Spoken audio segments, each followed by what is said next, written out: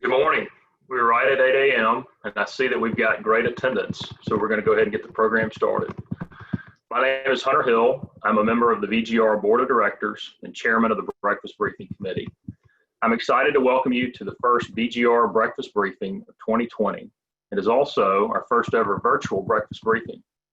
While you've had to make your own coffee this time around, we hope today's online event will deliver the same informative discussion of public policy issues.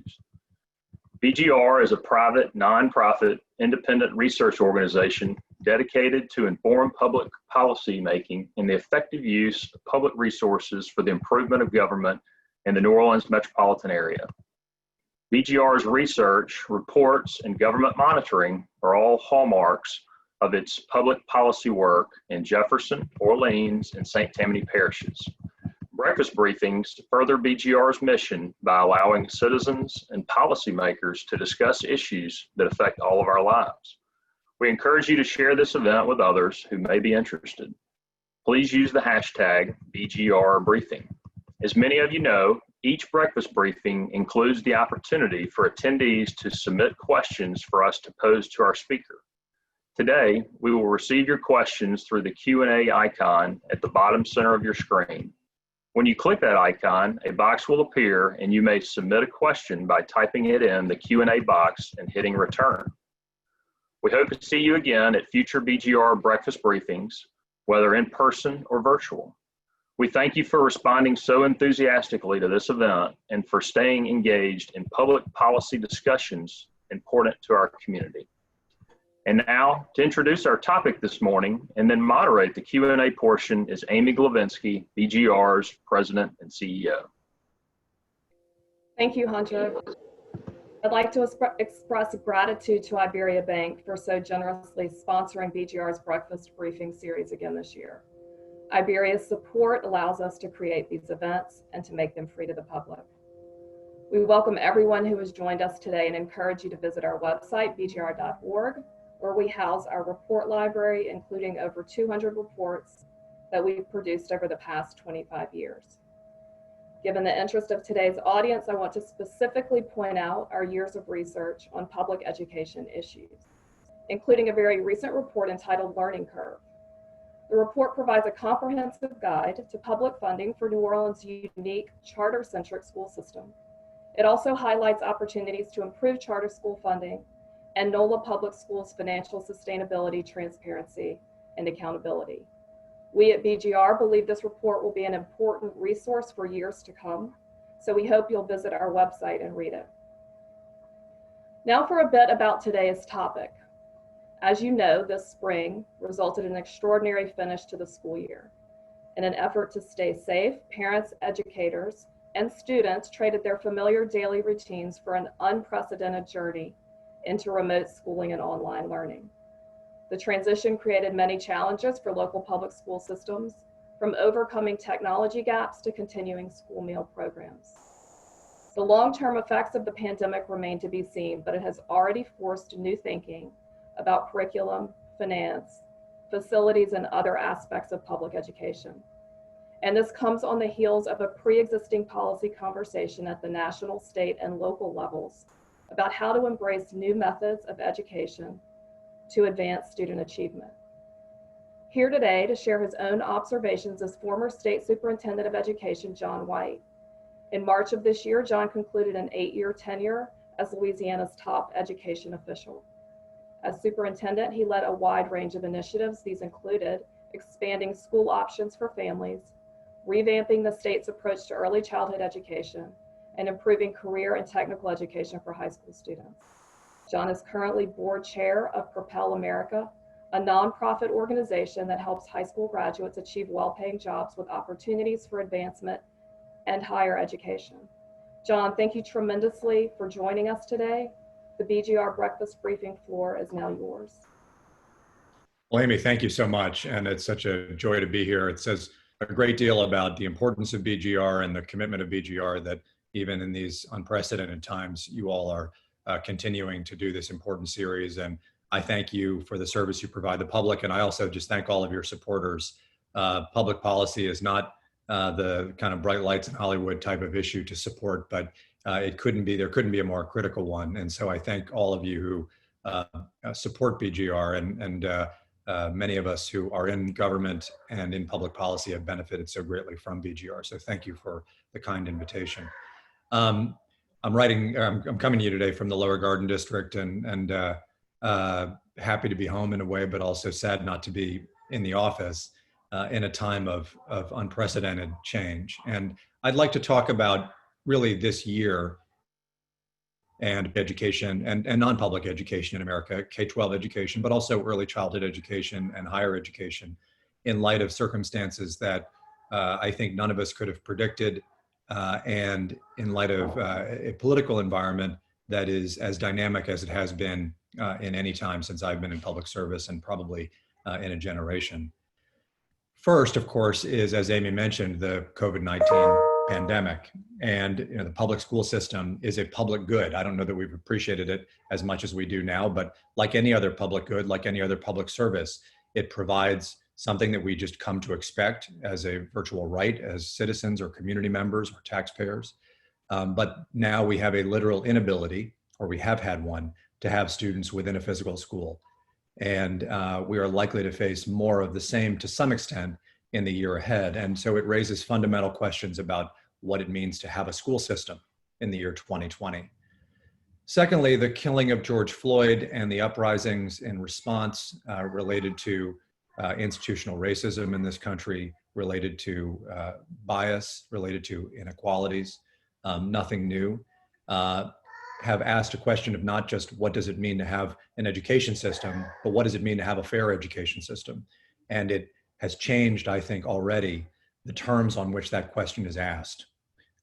It was a little noticed thing, but a couple of weeks before the killing of George Floyd, the Board of Regents for the state of California said that they would not be using the ACT and the SAT any longer over the course of the next 5 years, would be phasing it out as a source of admissions, on grounds that it, as a basic rule of the college admissions game, is itself unfair, potentially racist, and inequitable. And that too was a seismic moment that I think, had we not been in today's universe, would have gotten more coverage because it is a profound shift in the way that people think about our particular business.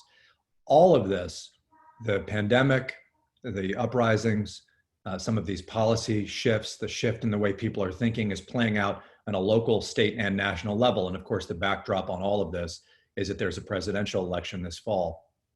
Leadership is, I believe, the central question right now. It is the question that we're all kind of waiting for.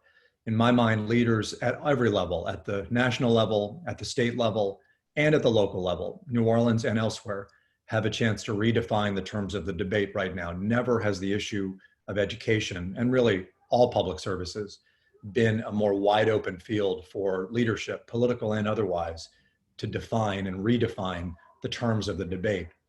And so I don't really come today to propose answers so much as to talk about that, to talk about what is the new landscape at the local level in New Orleans, at the state level in Louisiana, and at the national level in the United States, and to talk about how leaders could ask questions, could set agendas that set us on a new path in a positive direction, or also could step away from their roles, could relinquish the bully pulpit, and could, I think, continue us down a very unsure path where we have more questions than answers. I think it's worth just for a second talking about, before we get into today, how the education system is structured and where it is. And I don't want to get too wonky for 8 a.m. on a Wednesday morning, but I do think it's some necessary backdrop, because the truth of it is that, unlike most public policy issues, national defense, for example, the way we do our taxation, public education is overwhelmingly a local service. The last 30 or 35 years in which the federal government, the states, the national organizations have been extremely active since President Reagan, have been out of step with the history of education in this country, which has tended to be much more of a locally driven entity. In 1983, under President Reagan, a commission released a report famously called A Nation at Risk that called into question the education system's ability to assure the civil rights of low-income and otherwise disadvantaged students, and to compete with international forces at that time, of course, the Soviet Union, and the fears that that our education system and its quality was slipping, and that it was undermining both civil rights and our international competitiveness. Well, as you know, that united civil rights advocates, very often Democrats, pro-business advocates, very often Republicans, and a long-standing centrist coalition that went through the Clinton administration, the first Bush administration, the second Bush administration, and ultimately President Obama. That was a center-right, center-left coalition that advocated that there needed to be standards for what students should learn, that there should be tests that measure what students learn, and that the school system needed to be more dynamic and accountable in response to those results. Under President Bush II, No Child Left Behind was passed in 2001, a seismic shift that required that every student be tested on an annual basis in terms of how well they read and do math. And ultimately, that law, I believe, laid the groundwork for what happened in New Orleans and in Louisiana in the wake of Hurricane Katrina, which is that now there was evidence comparable with any other city, any other state in the nation, that the education system simply was not working, especially for its most disadvantaged students, the huge numbers of students of color and low-income students in New Orleans. And that catalyzed a generation of reform in Louisiana. Reform, by the way, that was supported by Republicans and supported by Democrats at the federal level, at the state level, and at the local level. It also catalyzed reforms in Louisiana later on, reforms that came under Governor Jindal, for example, that I was happy to be a part of, privileged to be a part of, where we insisted on greater levels of school choice, higher academic standards, a solid curriculum for every student, reinventing career and technical education, focusing on early childhood education. And then in 2013, there became a fear increasingly on the fringes of the right and on the fringes of the left that this federal wave, this wave since the Reagan administration, had become an overreach. And that took the shape of the issue called the Common Core State Standards, which was really an effort by a number of states to get together and to say there's simply no reason why a kid in Alabama should be held to a different standard in terms of her reading comprehension from a kid in New Hampshire. But ultimately, it came to symbolize what people on the right felt was a greater overreach than was warranted from the federal government, and people on the left came to think was a kind of technocratic style of top-down management through testing. And Common Core as a brand became to be reviled.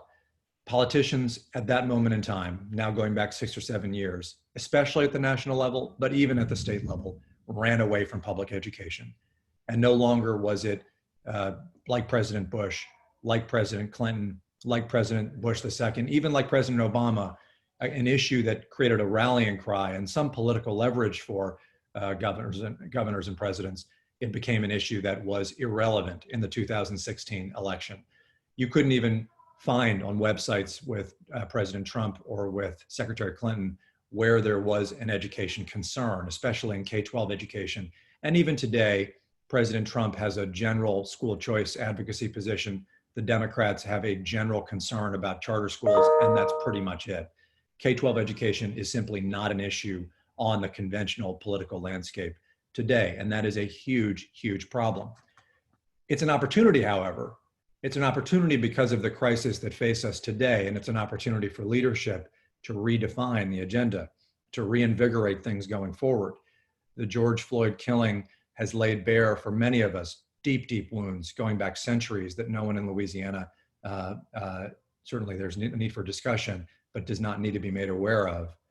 And secondly, the COVID crisis has made us aware of the challenges of in a modern age and the opportunities in a modern age, providing a truly modern education. So there's a chance to reinvent, there's a chance to talk about what's new, and there's a chance to talk about what's next and make public education again an issue that's on the national, state, and local radar screen.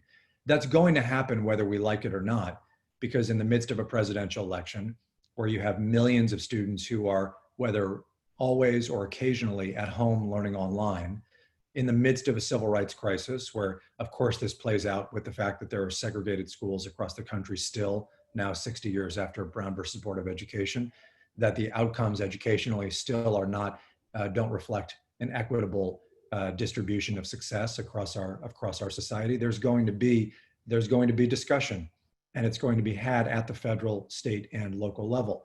And the question is there ample leadership to take us forward, Or are we going to be effectively where we are now, I think, which is a lot of guidance, a lot of suggestions as to what to do with online learning, a lot of questions being raised about whether or not kids should come back to school and what school should look like, a lot of concerns about race issues and deep wounds about race issues being expressed.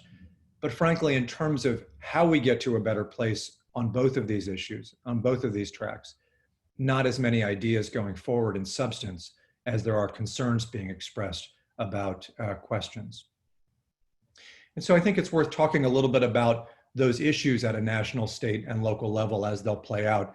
And then, as Amy said, I'm looking forward greatly to engaging in a dialogue with you. First, at the national level, the California Board of Regents' decision to move away from the ACT and the SAT as basic standards of admission is a bellwether for a much larger wave, I believe, of concerns related to accountability standards for schools, standardized tests as a way of validating student learning and holding adults accountable for that learning. And a wise national agenda would begin looking at this and would understand that in the absence of real measures of student learning, we're going to have deep, deep civil rights issues. The ability to assure that children have been provided an adequate education because they're demonstrably learning has been a linchpin of reform efforts over the last 30 years, and it is under attack. It will be the case that this year, governors and state superintendents petition the Secretary of Education and the President, whether it's a President Trump or whether it's a President Biden, for waivers again to say that, like this year, there will be no school ratings, there will be no school tests. And I have no doubt that that will happen again the next year, because the system likes, ultimately, the establishment likes ultimately when things are relaxed. And there's a lot of credence to that concern this year. Kids have been out of school for 6 months. They're very likely to be in and out of school next year for public health reasons. And so it's a very legitimate thing for teachers and principals to say, I can't be graded fairly. But at the same time, we're not going to help civil rights issues if we have no valid and comparable measurement of student learning. And we can't simply say we're not going to use the ACT or the SAT and we'll figure out what we're going to use later. There is the need to step into the breach, both for college admissions, as well as for the daily measurement of learning of how well 3rd and 4th graders can read. For the president, for the Secretary of Education, and yes, for governors, to talk about what actually is going to be in the place of the old standardized testing regime, if not that old standardized testing regime. It is not enough to simply walk away. And there are other educational crises that are striking at the national level. This graduating class of the class of 2020, 5 million, as I drive around New Orleans and see those beautiful signs and see the car-based graduation ceremonies. But it's fair to say that this graduating class of 2020 in our city, in our state, in our country, is not only entering one of the most perilous job markets in the history of this nation, but also has spent the last 3 to 4 months unguided by guidance counselors, teachers, and sad to say, peers. They are, in effect, the least supported graduating class in at least a generation, save for the tremendous turmoil of man-made disasters like Katrina. And that too should give our leadership great sense of concern. We are graduating kids who have done everything we've asked them to do into a world that is offering them very, very little guidance. Every bit of evidence we have is that the online learning phenomenon is hitting high school students the worst in terms of how infrequently they're talking with adults and infrequently they're communicating about academic issues or life issues with peers. And this should be a great concern to the president, to any new president, and to the Secretary of Education. At the state level, we also have opportunities for change and improvement. First, we have a new state superintendent, Dr. Kay Brumley from Jefferson Parish. And secondly, the states are the critical tie that binds within our country's education system. And so it is the case also at the state level that there will be calls from states and initially from school systems for relaxing accountability standards in this time of change. It's also the case that Louisiana has been, since Katrina, and really since prior to Katrina, going back to Governor Foster, a national bellwether for education reform leadership. Louisiana's ideas, yes, about charter schooling and accountability standards, long championed by Bessie members like Leslie Jacobs or Linda Johnson or Glennie Lee Bouquet or Penny Dastug, Paul Pastorek, my predecessor as state superintendent. Education reform has not been new to Louisiana, but Louisiana has continued to be a bellwether, and I'm grateful for the support that I've received, I believe, to allow to keep it that way. We now have a circumstance where a local school system superintendent is our state superintendent. We're a governor who has historically been sympathetic to local school boards and local unions' concerns, is our governor. And we have a question on the table. Will Louisiana continue its stride as a national leader on early childhood education, on college and job preparation, on having a high quality curriculum, on preparing teachers in novel ways, and on having a dynamic and entrepreneurial response when students simply haven't been provided a high quality education by the establishment, as we did in the wake of Katrina, and as cities like Baton Rouge are taking on to emulate what has happened in New Orleans. I believe Dr. Brumley will do that. I hope that the governor will be persuaded to do it. But it is in this moment of unsure leadership at the federal level, of calls for relaxing accountability from the local level, it is a perilous time. And so I hope and pray for Dr. Brumley that he will continue Louisiana's march toward higher expectations and toward greater economic and life opportunity for our young people by insisting on progress and accountability and opportunity in our state, and by continuing Louisiana's role as a national leader. And last, at the local level, these issues in a way will be most difficult. 2020 symbolizes not just a presidential election, but in New Orleans, it means it's the one parish in the state that has a school board election. It has a school board election amidst a time of social strife, not just in our city, of course, but across the country. And of course, there's no venue in which that social strife more really plays itself out for the citizenry than in the public schools. New Orleans public schools, and I blame no one for this, have made great progress in spite of still being largely racially segregated. Our outcomes from the wealthiest of our children to the poorest of our children are stratified. They themselves are segregated. Students going to college, the resources they take with them to college, the scores they achieve on standardized tests, even their opportunity to obtain high quality childcare, all of these things are stratified by race and class. And of course, these things then have an impact not just on the economic futures of those people and those children, but on their parents, on their grandparents providing for them, and ultimately, of course, on their kids. The cycle of poverty is deeply entwined with schooling, is deeply entwined with the workforce, is deeply entwined with neighborhoods, and all of these things create the kind of frustration and structural concerns that have been expressed in the streets of our country in recent years. And they will, in ways constructive and not constructive, play themselves out within the school board election. That school board will then be selecting a superintendent, whether it's to keep the current superintendent or not. And there will be hard questions at play about the approach that has been taken in New Orleans. Should, for example, low-performing schools that for years have struggled to provide an adequate education to students of color continue, be allowed to exist? Will the school board vote to continue, as they've done in past years, to transition their leadership to a more capable, promising organization? Will they support the continued using of test scores and graduation rates to make these judgments?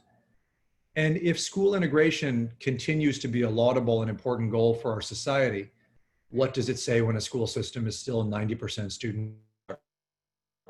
And are there efforts like bricolage or Morse Jeff that should be emulated? How should parents like me, raising our children, white children, with the means to send their children to private schools, think about the task ahead of us and the role of the public school system for our families and for our neighborhood and for our larger city? These too are questions that need leadership, and they will be raised in ways that are both constructive, as I said, but also unconstructive, with demagoguery and populism in this upcoming school board election.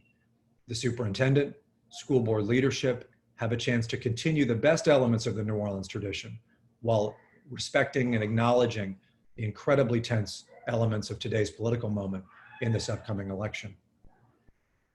So I closed simply by not really providing a lot of answers to that, but by acknowledging that there will never be a school year, I don't believe, in our lifetime where there'll be greater levels of flux. Technically and operationally, literally, are kids in school this year, or are they continuing to be at home? Are childcares even open this year? as well as ideologically, philosophically, and politically. How do you address the realities of education reform? Urban schooling, schooling in schools that are 100% African-American or nearly 100% white. How do you address those issues when there is so much need for leadership that at every level of our system, without casting any indictment on any individual, without choosing any partisan side, we have to acknowledge has been absent? Our federal leadership is not what it was. Our state leadership on education issues has not been as pronounced. And locally, we are in a place of great change and flux. This creates an opportunity, but it creates an opportunity only if leaders and those who step up to support them can articulate a path forward, can have ideas, can have courage, and can step out and say there is a better path forward than simply expressing concerns and rehashing concerns of years past. I look greatly forward to it. I think that the education system needs these moments of disruption. I think society needs these moments of disruption, but it can do damage as much as it can do good if there is not leadership on all sides, diverse leadership, bipartisan leadership, to channel these energies, to channel these moments of need into moments of opportunity for children who so badly need it. Amy, thank you so much for having me, and I look forward to engaging in the dialogue.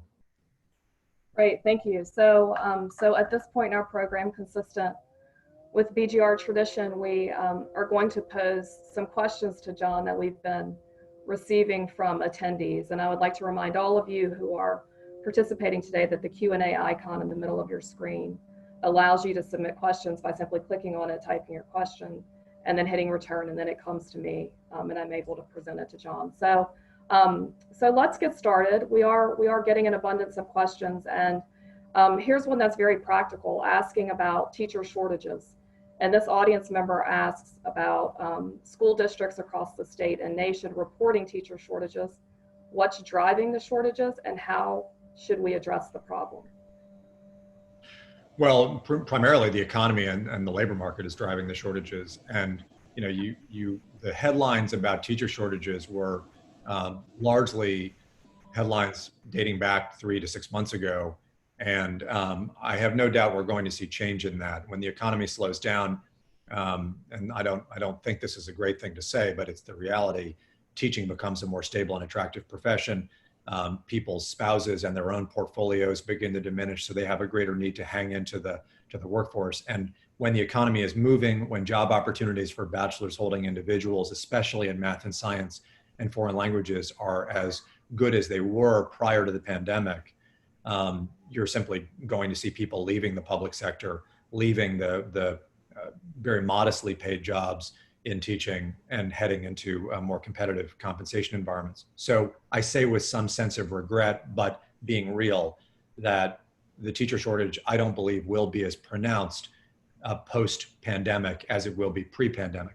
That being said, the issue that no one is talking about is that the models of schooling being contemplated, if you look at the CDC guidance this fall, say things like, we should only have one child on every row of a school bus, and we should alternate every other row, meaning you're going from a row that has 4 children in it to a row that has 1 child in it, and you're only seating once every other row. So you're basically reducing the average busing capacity by a quarter or of an eighth of its original capacity. There is no money in the system to afford that type of shift, and budgets are going to be strained. There is going to be the need for, at least if you follow the letter of the CDC guidance for public schools, for more adults. And that could drive financial strain and teacher shortages in a different way. But I think that you will not have the same simply inability to find people that you have in the tight labor markets of 6 months ago. Thank you. So we have another question from someone who's actually in the public education field asking, what can we educators do now to broaden engagement and interest in Louisiana education by lay people? So how can you sort of inspire and incite involvement by citizens that contributes to the quality of public education? Well, I think charter schools as a concept have become a victim of our political day and age, which is all about sound bites and buzzwords. And on the far left, charter schools have become a kind of code word for privatization and profit making, which is tragic because they are nonprofit organizations run for and by the public. And I think that the beauty of charter schools is that they are a source of civic involvement more than a source of political involvement, meaning 99% of school systems in America are run by elected school boards. That means you have a political organization that is running the school system. In New Orleans and in charter schools in general, you have civic organizations, nonprofits, quasi-governmental, that are running and governing schools. Volunteers govern those schools. And there are certainly drawbacks to that. But if you provide the appropriate checks and balances, such as adhering to open meetings laws, you have effectively a nonprofit volunteer board drawing from professional expertise, local expertise, the diverse, incredible, diverse, rich fabric of our city to govern the public schools. And I think that the strength of New Orleans public schools will be largely driven by the interest of its citizenry across the spectrum, across neighborhoods, across racial groups, across socioeconomic strata, in being on the boards of charter schools. That will be the strength that powers forward the quality of schooling in New Orleans. And it is our best hope as a starting point for having a diverse public school system in which people who historically may not have been as concerned with public schools are now deeply invested in public schools. That doesn't speak to the broader issue of Louisiana, which I would say is a bigger question in some sense, and really does require, I think, political action. In groups like BGR, but not just BGR, also statewide interest groups, to have an agenda, to formulate an agenda, and to say it's time to continue Louisiana's status as a national leader across a range of issues, rather than to kind of sit on our hands during this moment of pandemic. I think that is more of a political and advocacy question. Thank you. So we have another question that's looking at teacher evaluations, content standards, curriculum, observing the sort of the litany of reinventions. And the question is, why does K through 12 education always seem to be reinventing itself? Which of the reinventions have been effective in improving student achievement, and what's the evidence? Yeah, and to be clear, I don't think K-12 education should reinvent itself. I actually think that there is enough evidence of what provides for a basic minimum quality education that we should assure those things. You can call that reinvention, or you can call it reform, or you can call it whatever, but I just call it common sense. And I mean, let's just talk about what they are. First, there's very good evidence that getting kids into a good childcare or an educational pre-kindergarten does have good effects in the long run on their lives. There's just indisputable evidence of that. It's not a panacea. If you go to a bad elementary school that doesn't teach you to read, it means very little. But if you, all things being equal, a good safe early childhood environment is critical, and not to be unmentioned, it allows mom and dad to go to work, which is a huge thing I think we all can appreciate right now. Secondly, learning to read as a fluent reader by the time you're 8 years old should be a standard, period, end of story. And the debates about whether or not phonics, for example, is a relevant part of teaching students to read, meaning actually understanding the relationships between sounds and letters and how to sound through words, that should be case closed, shut. That's the science, and we should have a phonics and fundamentals-based approach to teaching reading. Third, as kids get older, they need to build knowledge of the world. We in education need to be responsible for the fact that many of our kids don't know anything about the world. We've never really insisted that they learn anything, a coherent body of knowledge about our history, our government, the philosophies behind them, the world and where things are, and the diversity of the world, the natural sciences, the physical sciences. And so having a content and knowledge rich curriculum matters. Fourth, training our teachers in a professional manner, like lawyers, like doctors, like nurses, all of whose most formative professional experiences are on the job under the tutelage of mentor educators.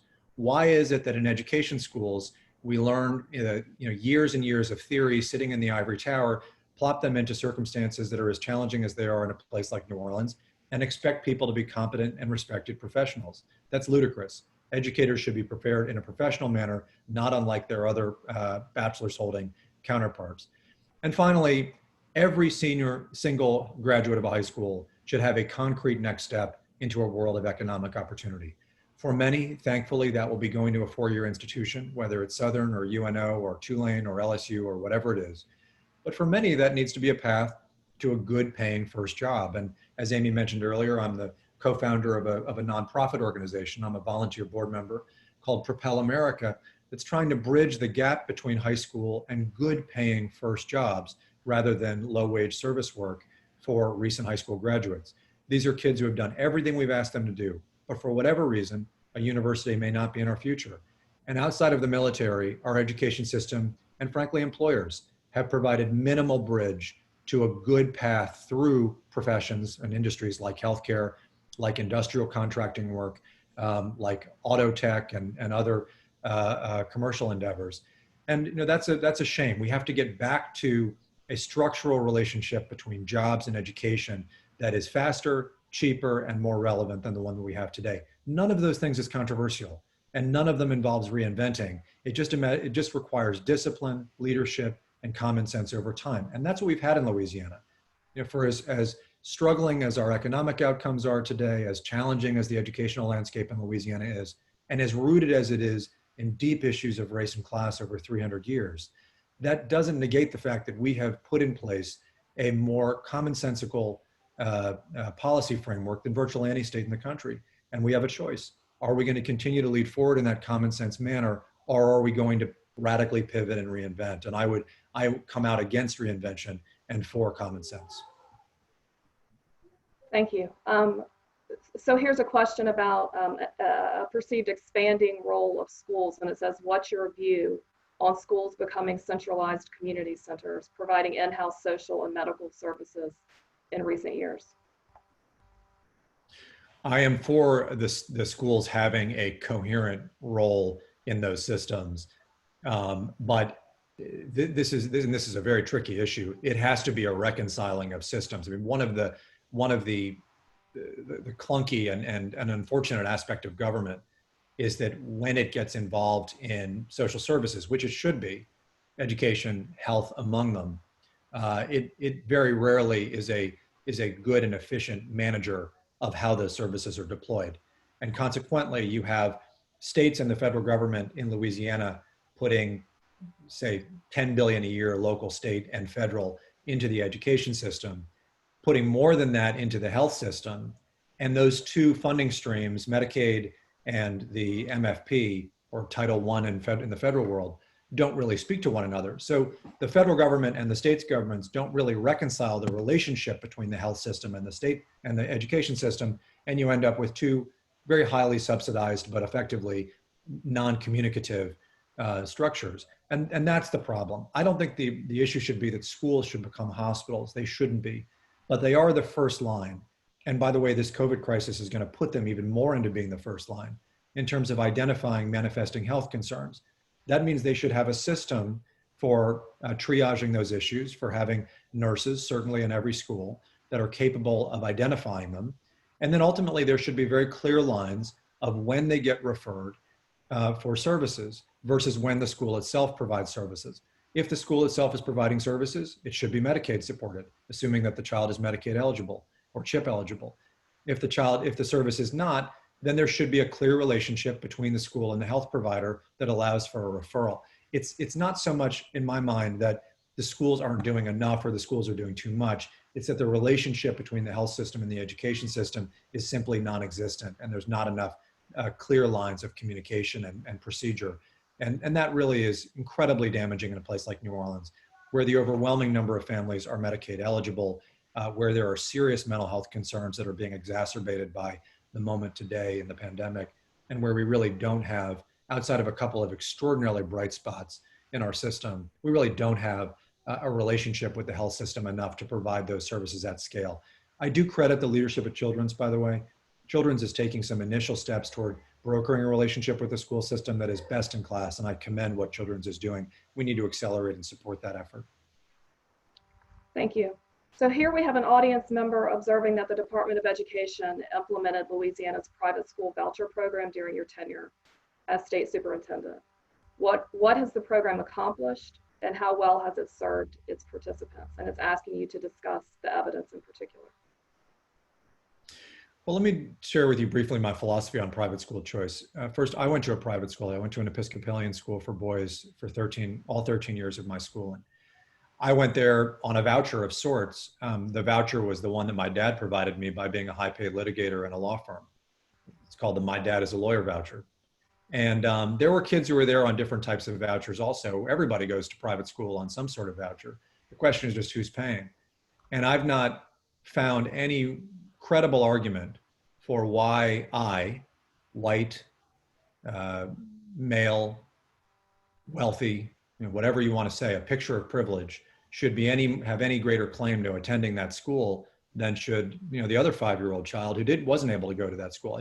I just typically African American, and where I grew up, typically poorer, probably doesn't have a dad who worked at a law firm. I just haven't heard any good argument for why we as a society are okay with some people having access to pay for a public service, education, and others not. And until I hear that argument, I'm going to support private school choice. But I'm only going to support it in the context that because it's the taxpayer dollar, there's valid measurement of the quality of the service being provided. And that's why it was under my leadership that Louisiana instituted really the only comparable accountability system for non-public schools that are taking public dollars to the public system. Kids in non-public schools on vouchers in Louisiana take the same test as kids in the public schools. The schools are rated on the same formula, and there's a more stringent set of consequences for non-public schools.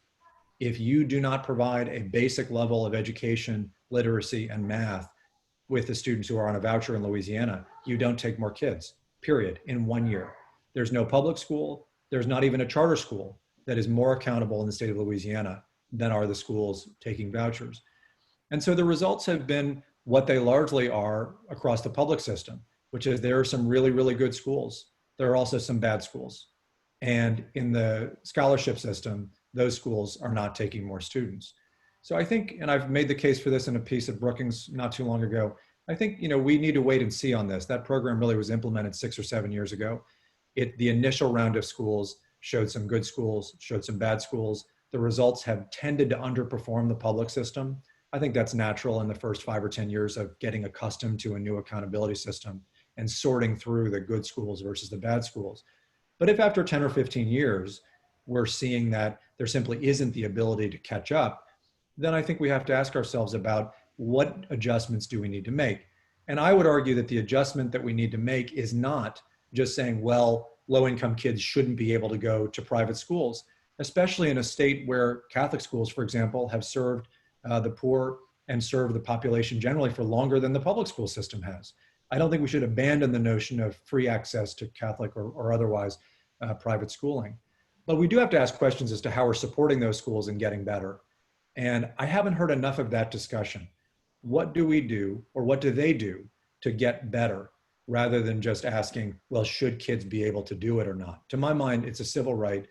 We should not deny a civil right to low-income students of color, provided that families like mine are continuing to be in a position to take advantage of it. Thank you. So here we have a question from an audience member that's asking, what advice would you give a student working to change a particular state level education law or policy? What are the most effective ways for students to be heard and advocate for change?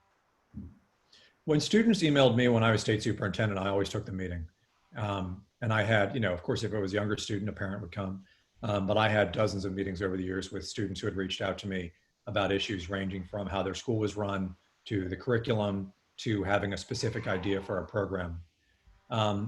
Also, we have a democratic process, and we have a state board of elementary and secondary education for a reason.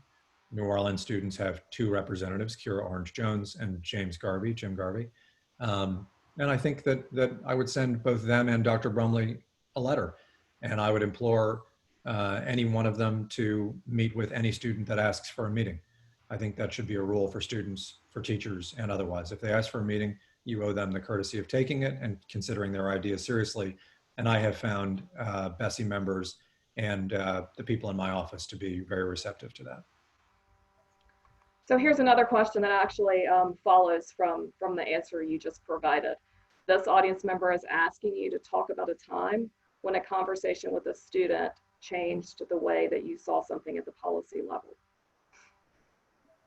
Well, I mean, I don't want to harp on it because it's not an issue that I think about every day. The non-public voucher system has about 6,000 or 7,000 kids in it in a state of 800,000 kids in the system. So it's a relatively small one. But I do remember very clearly a meeting early in my time where a student came in and explained to me how she was receiving an education and kind of just compared the benefits of what she was getting in her new school, which she had opted into by virtue of getting a scholarship. This was recently after we passed the legislation, versus what she wasn't getting before. And the weird thing about it is she went to a very good public school. There really was nothing, on paper wrong with the public school, but she was getting a particular opportunity to participate in arts and theater in the non-public school that she wasn't getting in a very large public school. And this was a low-income child who lived outside of Baton Rouge, an African-American child. And she and her father came in and talked to me about it. And she sent me a letter years later after our meeting talking about just how grateful she was for the meeting, but also that the long-term benefits of what she'd experienced were going to take her into college and we're going to continue to propel her forward in life.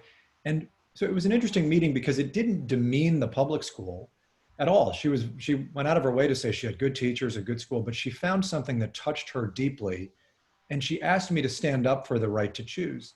And, look, I think the right to school choice gets overblown as the only salient education issue. It's a Republican issue and Democrats oppose it and all that stuff. I'm really not interested in that. It just said to me something, which is that we undervalue the interests and passions of children in the education discussion. And when they express it, we in government should do everything we can to find a way to honor it. And when it comes to political fights, we should stand up for it. And that's what she encouraged me to do. And I hope that has informed my advocacy going forward. Thank you. So we have an audience member observing that you mentioned the lack of counseling for seniors. And she's observing there's a lack of counseling for all high school students due to the numbers. A counselor could have more than 400 students to monitor. So she's saying that in Louisiana, where there's a high demand for trade skills, we continue to focus on TOPS students. TOPS Tech is a pathway to jobs and it's underutilized. How can we encourage all students to strive for TOPS and TOPS Tech? Well, TOPS is a great gift to the state, first of all, and to all of the governors, legislators, and the tailors and others who have stood up for TOPS over the years. It's a great gift. I think that most all of the people I just mentioned, however, would admit that we haven't found an equivalent way of inspiring students who are not bound for four-year institutions. And I mean, to get to the question of students, I speak with students regularly who don't get TOPS, who feel that they have nothing. In other words, that the system has said to them, we're going to meet with the kids who got TOPS. We're going to talk to them about going to LSU or Tech or McNeese or Nichols or Grambling or whatever it is. But for everybody else, there's not a meeting because there's not TOPS. So we're not going to have the conversation. And, I hear that kids like that kind of go into this or they go into that. But we're really not responsible for them beyond graduating them. Whereas TOPS kids, well, we know where they're going. They're going to wear purple and gold. And that stratification is deeply unfortunate for many, many, many reasons. But most of all, because it doesn't recognize the fact that we all are responsible when we graduate a child for ensuring that they have a viable next step. And if that next step isn't LSU or Southern, that's fine, but it has to be something meaningful. And something meaningful in today's day and age isn't just walking out to the oil patch and getting a job. It is getting further education and training. And you may do that concurrent to your job. You may get 8 weeks of training as a level 1 electrician, go to work in the craft trades, and continue to get educated as you do it. It may be 3 months of training to become a medical assistant, go to work at Ochsner, and then continue to get training as you work toward being a technician or a licensed practical nurse. But it will involve ongoing education. And we have to get to a point where the scholarship that provides that type of short-term, ongoing, intermittent training is just as celebrated as the training provided by four-year institutions and the top scholarship that goes with it. And that's a very hard thing, because every Saturday night in the fall in Death Valley, there is the greatest marketing effort that an institution could ever provide. And we don't want to demean it, but it's true. Kids look at that and they see tops, they see a chance to be under the lights on Saturday night in Death Valley, they see purple and gold, and it is everything that every Louisiana child wants to be. But we haven't met that challenge with anything equivalent on the other side for students who aren't going to partake in that. We're not honoring their successes. And frankly, we're not really financing the type of education that many of them are going to need to have viable paths forward. And then we wonder why 6 months after graduating from high school, this big celebration, many of them are sitting at home on Reddit, texting, playing video games, Snapchat, working at Taco Bell or what have you, and they don't really have a viable path to economic upward mobility. And this is probably, to my mind, save the basic task of teaching kids to read, the greatest challenge the education system has. We have more high school graduates than ever before, but youth unemployment is in a very, very bad place. And we have to find a way of connecting kids to good first jobs via education and training. Thank you. So we have an audience member asking you, how should schools educate students about systemic racism? And how should schools address this issue internally? Well, I'm of two minds on this. First, I think that schools' identity is obviously an important part of a child's life and the lens through which they see the world. And a child who is privileged, I believe, should have a process of education whereby they become cognizant of that. And at the same time, a child whose identity puts them in a position of struggle and of disadvantage should understand how forces of history have conspired to make that possible, and then also should understand what is needed to move one's life forward in the face of those forces. But at the same time, I do also think that history has a role to play here, and confronting history and building knowledge and teaching history are factors in this. You know, it's a cliche, but knowledge of history is the power to change the future. It really is true.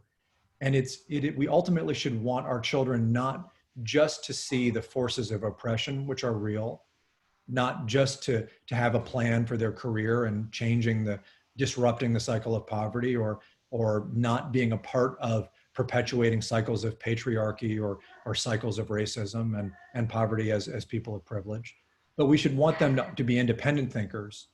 And being an independent thinker, a productive one, takes an understanding of how history is unfolded. The telling of history is a thorny issue, because I think in a lot of parts of our country, a lot of classrooms, even in Louisiana, it is very rosy, very laden with nostalgia, very simplistic. And confronting the ugly parts of American history are essential. But also, we don't just do it to confront historical forces, we do it to allow students to be independent thinkers and to understand their role in a broader country and a broader society.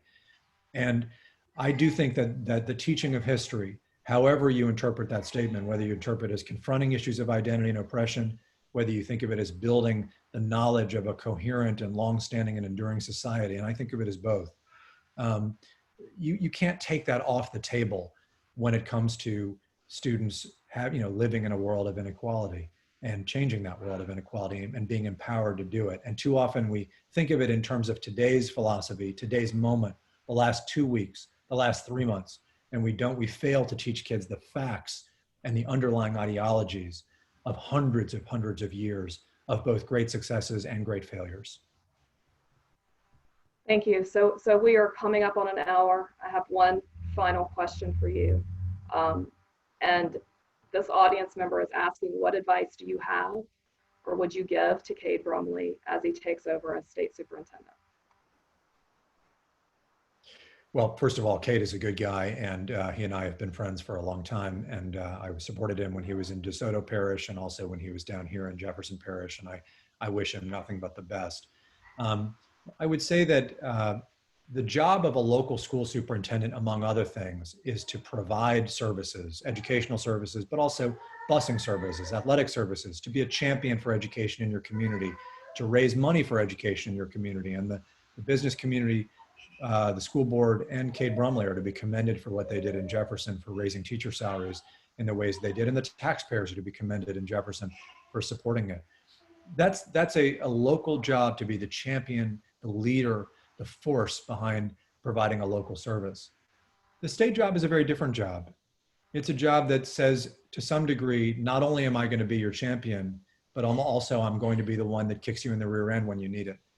And it is not an easy thing across 69 school systems and 64 parishes to say, I'm not going to just be the one that says, here is every opportunity you have to tout your successes, but I'm going to be the singular person whose job it is to call out your challenges.